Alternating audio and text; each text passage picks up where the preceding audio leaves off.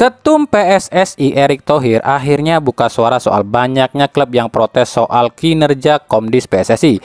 Salah satunya dari tim Persebaya yang resmi kirimkan surat protes pada PSSI terkait Komdis PSSI.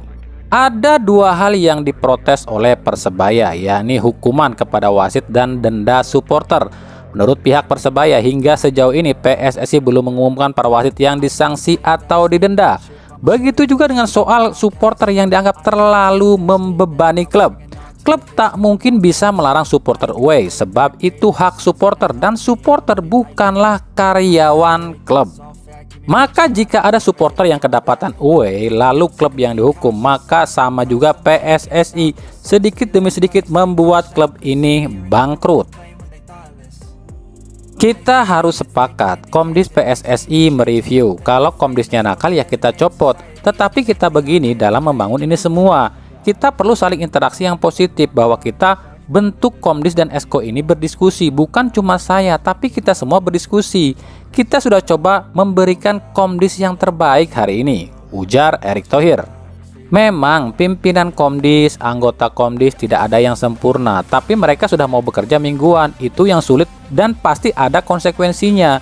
Kalau tidak bagus ya copot. Jadi mari kasih kesempatan untuk semua bekerja. Jadi tidak semua dalam satu minggu ini langsung selesai, ujar Erick Thohir.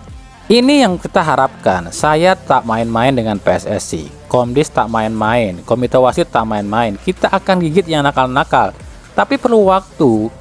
Tidak bisa semuanya itu langsung selesai, dan tentu wasit pun akan kita hukum jika memang ada hal-hal yang tidak sesuai, ujar Erick Thohir yang kami kutip dari bolanas.com.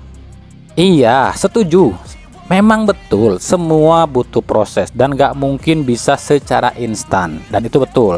Tapi ini udah 4 pekan loh Pak, masa iya sih belum ketahuan juga tuh para wasit yang curang? Aduh, gimana komentarnya guys?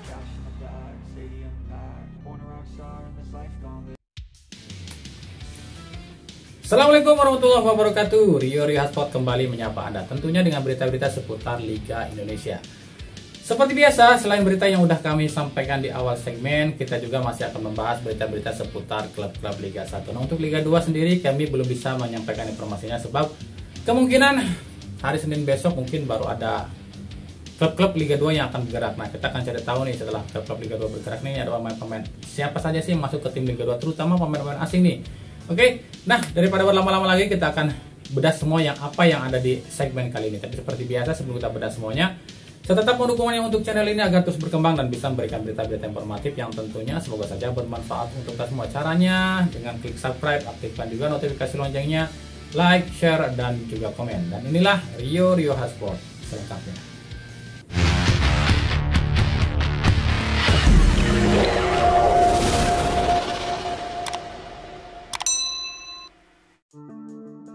Bayangkara FC resmi musim depan pakai full pemain timnas U20. Tapi kami masih bingung nih, ini gimana konsepnya ya? Apakah Bayangkara FC ini akan lepas jadi salah satu tim profesional gitu? Kenapa demikian?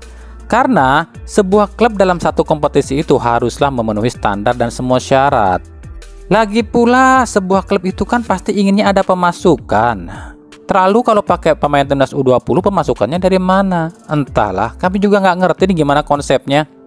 Jadi gini, musim depan Bayangkara FC ini nggak akan ada pemain asing. Katanya sih semuanya skuad timnas U20 nih. Ini kan kami juga belum ngerti nih, apakah semua pemain yang ada saat ini dilepas atau Bayangkara FC ini ada 2 tim nih. Tapi yang jelas gini ya, jika Bayangkara FC ini musim depan pakai full pemain timnas U20, ini artinya yang pertama, Bayangkara FC ini kebal dari degradasi. Kok gitu? Ya iyalah, mereka kan tim yang mengorbitkan para pemain timnas. Jadi finish di urutan keberapa pun mereka nggak akan terdegradasi.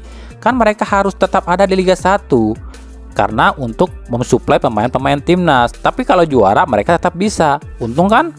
Yang kedua, Bayangkara FC ini nggak akan keluar duit. Ya iyalah, kalau pakai pemain timnas U20 kan otomatis para pemain Bayangkara FC ini dibiayai oleh negara. Sementara para pemain timnas U20 ini kan dari berbagai klub yang otomatis gajinya pun tetap dibayar oleh pemilik klubnya dong.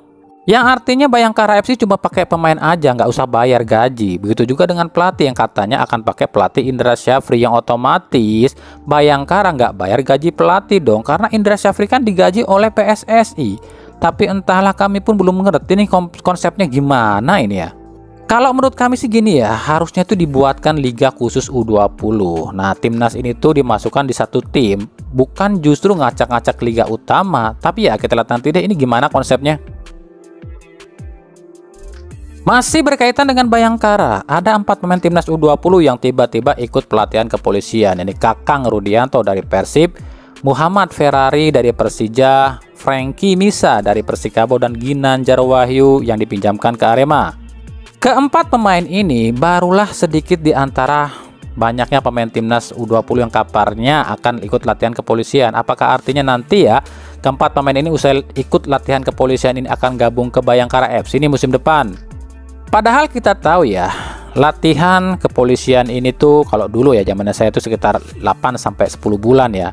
Tapi sekarang jangka waktunya itu 5-6 bulan. Ini artinya kan keempat pemain ini tuh akan absen membela klub sampai pertengahan musim. Nah, kalau benar para pemain timnas U20 ini latihan kepolisian nantinya akan masuk ke Bayangkara FC. Wah, ini sih tiap klub kudu siap-siap pagarin pemainnya nih. Arema FC resmi melepas I Putu Gede Swisasono sebagai pelatih. Alasannya sih mengundurkan diri. Padahal ya kita tahulah Putu Gede dipertahankan pun ya percuma, wong lisensinya nggak memadai kok. Sekarang tinggal Joko Susilo nih. Getuk diberi waktu 2 pertandingan untuk bisa bawa atau memberikan kemenangan bagi Arema. Putu Gede jadi pelatih kedua yang musim ini harus terdepak dari klub di awal musim. Setelah sebelumnya ada Luis Milla yang katanya mundur dari Persib. Mantan pelatih Persib Mario Gomez terus caper alias cari perhatian pada Boboto agar dibantu Boboto untuk kembali ke Persib. Gomez terus mengunggah video-video yang berkaitan dengan Persib dan Boboto. Gomez pun tiba-tiba mengundurkan diri sebagai pelatih di klub Gimnasia di Liga Argentina. Ada beberapa faktor yang menurut kami ya berpikir Mario Gomez ini nggak akan balik ke Persib. Kenapa demikian? Yang pertama soal lisensi. Gomez, jika kami melihat di Transfermarkt itu baru memiliki lisensi kepelatihan A. Padahal di Liga 1 musim ini, khususnya Liga 1 yaitu minimal lisensinya AFC Pro, UEFA Pro, dan CAF Pro. Jadi jelas kalau ikutin regulasi Gomez nggak bisa latih klub Liga 1. Yang kedua, Mario Gomez keluar dari Persib itu dulu ya lantaran bersitegang dengan manajemen Persib. Seperti kita tahu, Persib itu nggak akan mau rekrut seseorang yang pernah bikin sakit hati. Yang ketiga, seperti kita tahu, Persib itu nggak suka pelatih yang punya sifat pembangkang. Persib itu sukanya pelatih yang nurut. Nah, udah jelas dong, Gomez ini tuh cuma ngarep dan minta bantuan sama Boboto buat bisa balik ke Persib lagi. Ya, meskipun Boboto mendesak manajemen dan minta Gomez kembali ke Persib, tapi kan regulasi nggak bisa dilanggar dong. Jadi menurut kami tetap ya bukan Gomez pelatih Persib.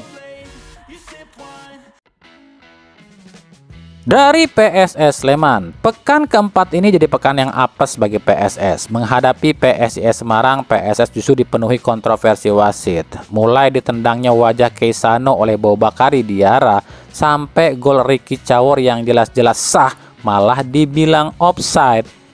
PSS Sleman pun sudah layangkan surat protes pada komite wasit. Tapi lagi-lagi jawaban ketua komite wasit adalah program VAR masih dalam tahap 2, jadi nggak bisa buru-buru. Wasit walau bagaimanapun juga tetap manusia biasa yang mungkin saja salah lihat atau kurang teliti. Jadi di Liga Eropa saja yang sudah pakai VAR, hakim garis itu sering salah kok. Itulah buktinya VAR. Makanya kita harus kasih kepercayaan dulu sama wasit dan asistennya. Ya kalau terbukti salah ya kita copot, ujar ketua komite wasit.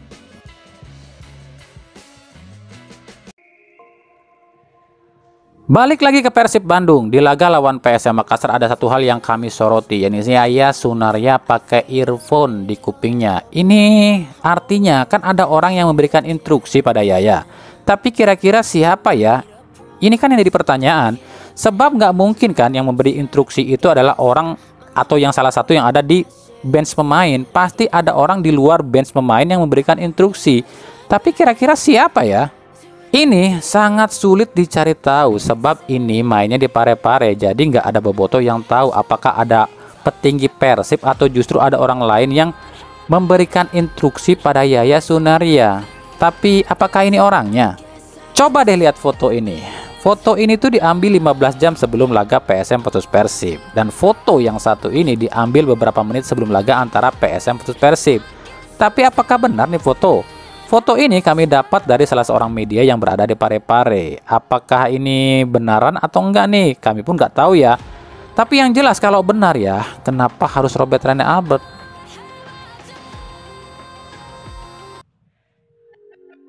Dari Persija Jakarta, serupa dengan Bobotoh, para Jackmania pun kesal pada manajemen Persija, apalagi usai Persija ditaklukkan Persita dengan skor 0-1. Bahkan di laga ini Persija tak ada satupun shot on goal alias minim peluang. Cederanya Marco Simic membuat Thomas Doll ini pusing, harus pakai siapa di lini depan. Ini diungkapkan Thomas Doll dalam sebuah sesi wawancara.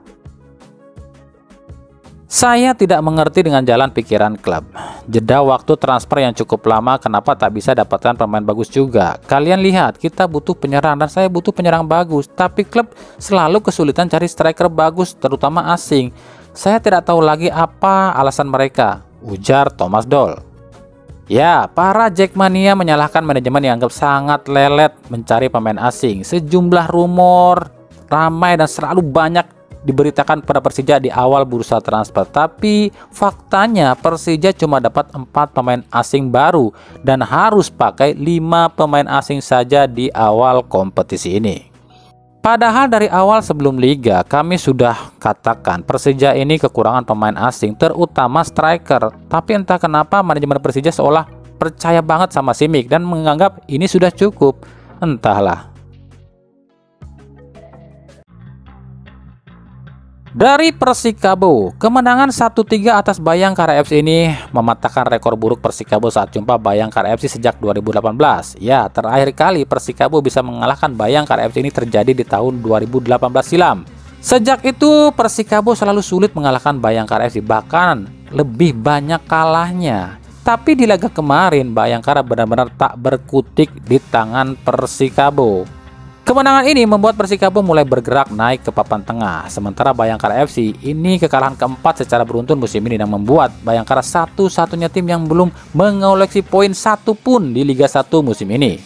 Menurut kami ini sih wajar ya, pasalnya kemungkinan Bayangkara FC yang mau pakai pemain timnas U20 musim depan membuat tim ini tuh adem ayem saja. Sebab meskipun mereka jadi juru kunci, toh mereka nggak akan terdegradasi.